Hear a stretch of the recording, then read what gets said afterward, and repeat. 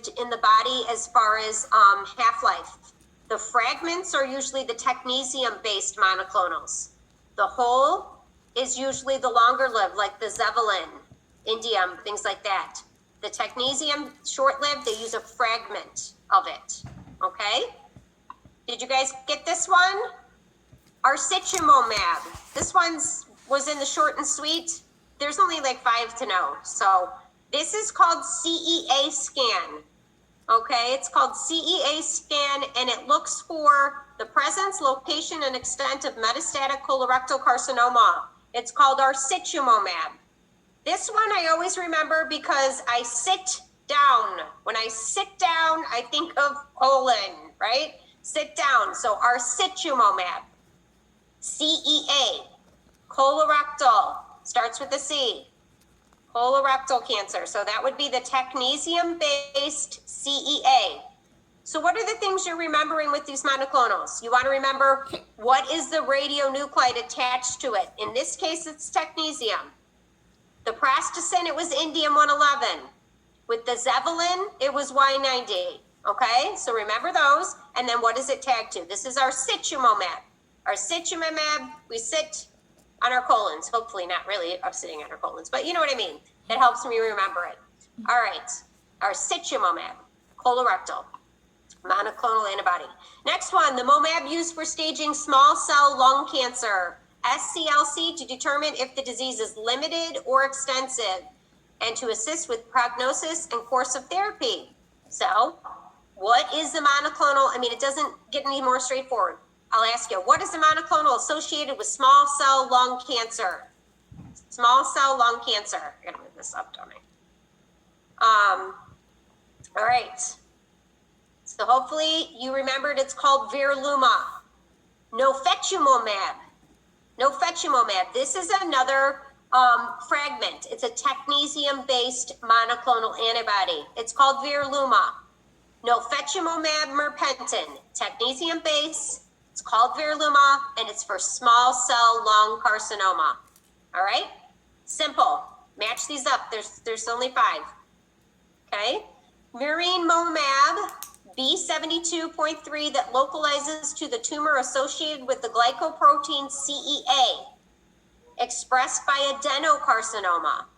This one is a whole IgG antibody. For use with patients with known, this one's a little different. You see the CEA again, but it's for colorectal and ovarian cancer. Okay? So, what is this one called? Colorectal and ovarian. Monoclonal antibody. Did you get it? Satumomab. That one's satumomab pentatide. And remember, I said if it's ovarian and colorectal, not just colorectal, it's ovarian and colorectal, it's going to be indium-111 oncocint. Ovarian, colorectal, onco, right in there. Satumomab pentatide.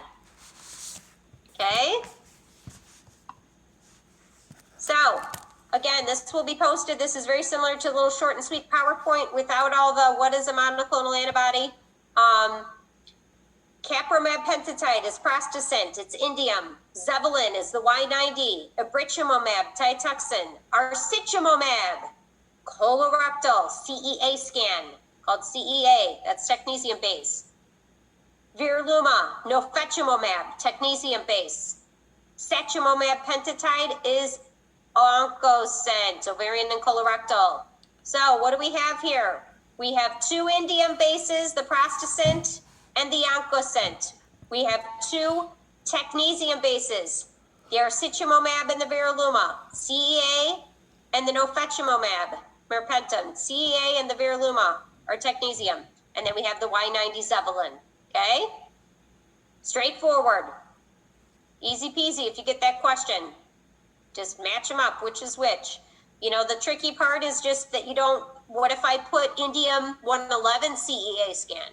Indium-111 with this one? No. Technetium CEA, arcitumomab, colorectal.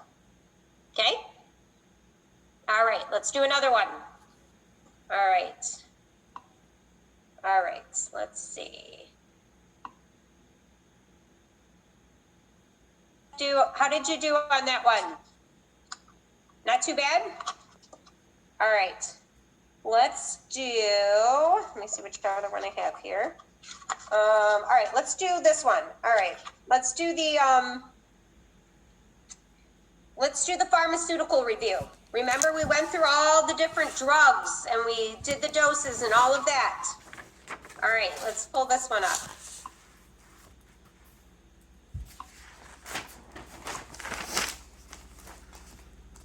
All right.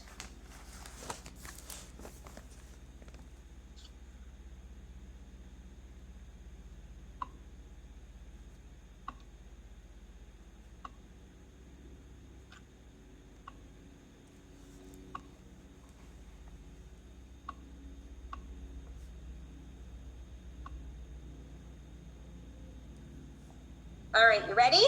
Here we go. How quickly can you guys get these? Okay? How quickly? And you can just do these in your head. You don't have to write them down. Look at the screen. Let's see if you can do them. Okay? All right. This is an adult dose, 20 to 40 milligrams over a minute. The pediatric dose is 0.5 to 1 milligrams per kilogram over 1 to 2 minutes. What is the pharmaceutical I'm talking about? Lasix. Just say it. Lasix. Beautiful. Okay? Lasix should come to mind. Perfect. Next, it's an anticoagulant used in blood labeling. Heparin. Heparin, give me another one. What's the other one? There's two. Something citrate. Good. ACD?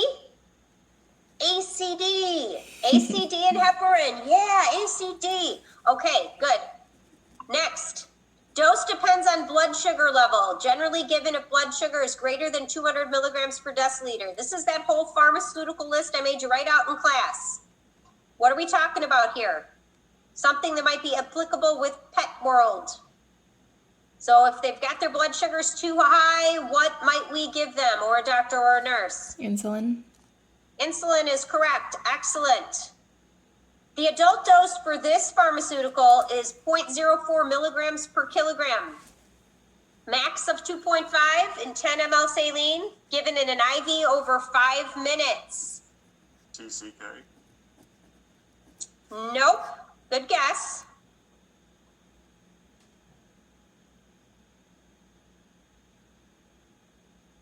What is this one?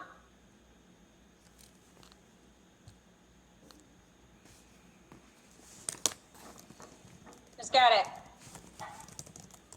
Nope. If it's not CCK, and we're waiting for the gallbladder to fill, what is it?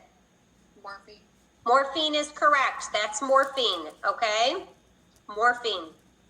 So write down if you missed it. Chris, 0.02 micrograms per kilogram. What is this? Is it morphine? No, CCK. Yes, it is CCK. Good job. 0.02 micrograms per kilogram, CCK. All right. This one, DeMonte, 25 to 50 milligrams, PO, 1 hour before the study. This means we give it orally. What is this one? Something we give orally 1 hour before the exam. Lugol solution. What is it? Lugol solution. No, good guess, because that is oral, but nope. This one's actually Captopril. Yes, 25 to 50 milligrams. We give them a capsule, little cap tab. It's Captopril 1 hour before, monitoring their blood pressure, making sure they're hydrated, and then we'll put them on our camera and do our post-Captopril study. Excellent. All right, next. Used in brain perfusion imaging. What is used in brain perfusion imaging? There was a pharmaceutical. What is it? Andy, what's this one? So it's similar to our vasodilators in cardiac world, like Lexiscan, adenosine, dipridamole, but it's for the brain. What is that drug called? Do you remember? I don't, not for the brain. Who knows the brain? Is it dopamine? No, but it does start with a D, Diamox. So Diamox, it's also called acetazolamide. Acetazolamide or Diamox. So it's the same thing. We call it a Diamox challenge study. So if we're looking at the brain, just like we look at the heart, it'll vasodilate, but it's for the brain. Acetazolamide or Diamox, write that one down. Okay, and then you can look in your procedures book. It discusses it as well in their small blue book. Not as common, but Rush does use that one. I know that. Also called Peptavalin, used in Meckel's. So there was a bunch for Meckel's, and I know these are hard, but let's see if anyone knows this one. It's also called Peptavalin. It's used in Meckel's. Anyone remember this one? Allie, do you remember? I don't. No? Anyone else? Rachel, you might know it. Me? Yep, I'm glad that you could come up with a name. It's not that one, but you came up with another Meckel's. It's a P. It's also a P. Peptavalin and pentagastrin. This one is pentagastrin, okay? I know these ones are hard because there's like a bunch of them and we rarely use them, but children's might. All right, 2.5 to 5 milligrams. It's given subcutaneously for gastric imaging. 2.5 to 5 milligrams given subcutaneously for gastric, it's like for gastric empty. Does anyone know this one? This is an uncommon one as well, but I did give this to you on your little list. So the subcutaneous for gastric imaging is bethanacol. It's also called uricoline. Uricoline was the other name I gave you for this one. And then BETHANE Col, CHOL is the name of that one. Okay, so if you see that subcutaneous, that's really the key for that one. All right, next one. This drug has an incremental dose rate over 3 minutes. So we use every 3 minutes, we would increase it. Some physicians will start at a lower rate than this, but the textbook and protocols say start at 15 micrograms per kilogram per minute up to 40 mics per kilogram per minute. What are we talking about here? Dobutamine. Dobutamine is absolutely correct. Dobutamine. Never bolus dobutamine. Never bolus dobutamine. Good. All right, next. Which 3 cardiac stress tests can be reversed by aminophylline?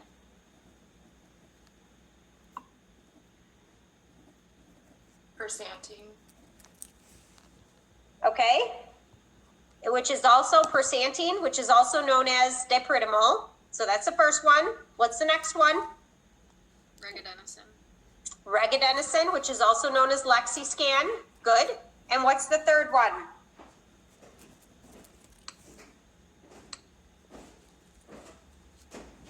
It's adenosine or adenoscan.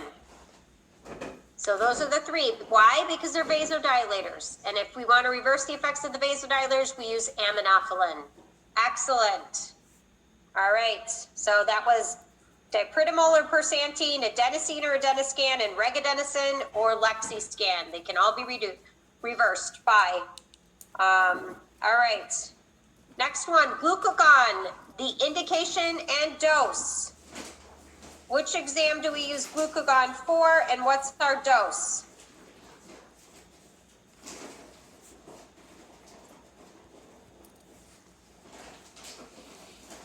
It's the test that had a bunch of different drugs associated with it, usually on pediatrics. Meckel's. It's a Meckel's one. Glucagon is usually with Meckel's, so just remember glucagon, Meckel's, and I'm not going to make you write out the dose. Diane wanted to, I'll be honest, but I told her no, I think that's too much. So it's 0.5 milligrams for an adult. The peds is 5 micrograms per kilogram. And this one can be given intravenously, IV, or intramuscularly, IM or IV. Okay, so that's a Meckel's. All right, indication and dose for Rantadine. Is this another Meckel's? Yes, another Meckles. So just know that this is another Meckles. It's also called Zantac. And it's for ectopic gastric mucosa. Okay? I'm not going to ask you the dose, like to know the dose. We might give you a description, something like that, unless it's like a really common one that you should know the dose with. We're not going to do that to you. All right, hepatobiliary imaging. This drug is used and given 5 milligrams per kilogram per day orally for 5 days. Phenobarbital. I was going to say Allie. I was like, Allie, you got to know this one. Good. Do you guys remember that? So she did her whole paper and poster on what disease? Not Allie. Biliary atresia. Yeah, biliary atresia. So we would use this with the neonates and the hepatobiliary scan. 5 milligrams per kilogram per day orally for 5 days prior to that study. Good. Phenobarbital is that one. Also called luminol. Luminol is the other name. Good. All right, the adult dose is 5 mLs. Also, it's 5 mLs in 0.4 milligrams. What are we talking about on this one, guys? Regadenoson. Regadenoson. That's comes in that pre-filled syringe, 5 mLs. Yeah, that's 0.4 milligrams. That's our Lexiscan. This one is given as 2 injections of 0.9 milligrams intermuscularly on each of 2 consecutive days. What are we talking about here? Thyrogen. Thyrogen, yes. So the recumbent TSH, sometimes they say RH-TSH, that's also known as Thyrogen, is the trade name. That's what this is. Remember I said they might go to their physician Monday, Tuesday, and be given these injections, and then on Wednesday come in for that scan, the whole body. And this is so they don't have to come off their medications and go through that horrible withdrawal from lack of thyroid hormone. All right. Next, 140 micrograms per kilogram per minute for 6 minutes, or 0.84 milligrams per kilogram. What are we talking about here? What's this one? Is this Persantine? This one is adenosine. Adenosine. Yeah, this one is adenosine. So 140 mics. Persantine is usually the 4-minute protocol. Adenosine is usually the 6 minutes, although you'll see them, doctors have different protocols. But if you see 140 mics per kilogram per minute and 6 minutes, adenosine. Okay? All right. The adult dose of this is 130 milligrams, and the child dose is 65 milligrams. I'm giving this to DeMonte. She's like, why would you do that, Amy? Why? How could you do this to me? What do you think? It's an answer you previously provided today. Oh, Lugol solution. Very good. Yes, DeMonte, I knew you'd know that one. All right, SSKI or Lugol's, that was this one. All right. Local anesthetic used to prevent painful nerve transmissions from transmitting to the brain. What's that one, guys?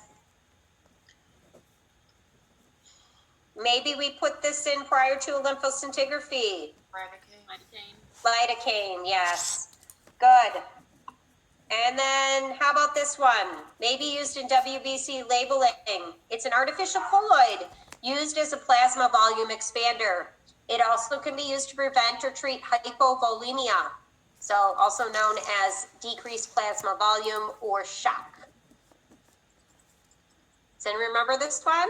This is the one I said you might eventually get a call from a radiopharmacist that's having trouble labeling your patient's white blood cells that you drew their blood, and they need to add something to it to help expand that plasma volume and get something out of it. What is that called? Hetastarch. That's the hetastarch. Okay, hetastarch. Associate that with white blood cell labeling. It's not often used, but it can be used. Okay? All right. What is the difference between the morphine and the enalapril doses?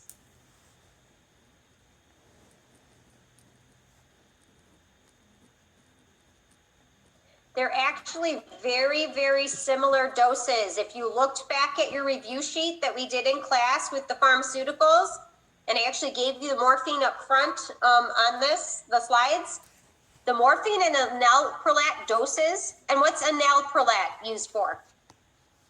Renal. Also called renal for vasotax. So if we're not going to do the captopril, we can use this one via IV, but it gets a little more sporadic results, so we tend to go with captopril. They're very similar doses. If you look at it, you could be easily confused by these two. If I gave you the dose for morphine or enalapril, you might actually mix them up. But the morphine obviously also goes by Astromorph, Duramorph, and it's used for hepatobiliary gallbladder filling. The adult dose is 0.04 milligram per kilogram, which we reviewed earlier, diluted in 10 mLs. And we give that over 2 minutes, whereas the enalapril is the same dose range, 0.04 milligrams per kilogram, but the maximum for enalapril is 2.5 milligrams. 2.5 milligrams. So hopefully I didn't mess that up in the slide at the beginning. So morphine, although morphine and enalapril are both 0.04 milligrams per kilogram, diluted in 10 ml saline, that part's both the same. Morphine is usually given slowly IV over 2 minutes, and the range is 2 to 4.5, whereas enalapril is given over 5 minutes, and the max is 2.5. The max is 2.5. So take a look at that and make sure you can pick out which is which if I gave you that. Okay?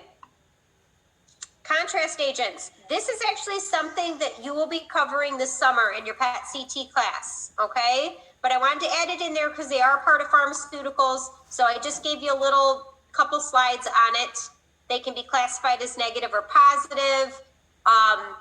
And in CT and MRI, we might be using these contrast agents. And it's especially important for you to know because our scanners now, you may work at a facility that uses PET CT or PET MRI. So you might need to know these again.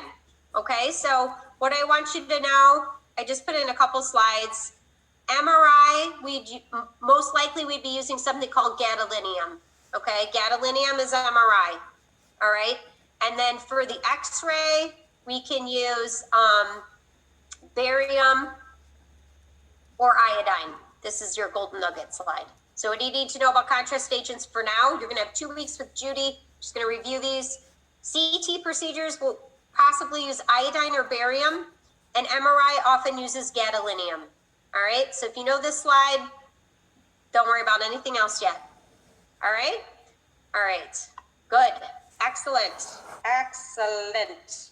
All right, so now let's do, we did our pharmaceuticals, we did our monoclonals, we did our radiopharmacy. Let's do our procedures review now, okay? You ready? Paper and pen.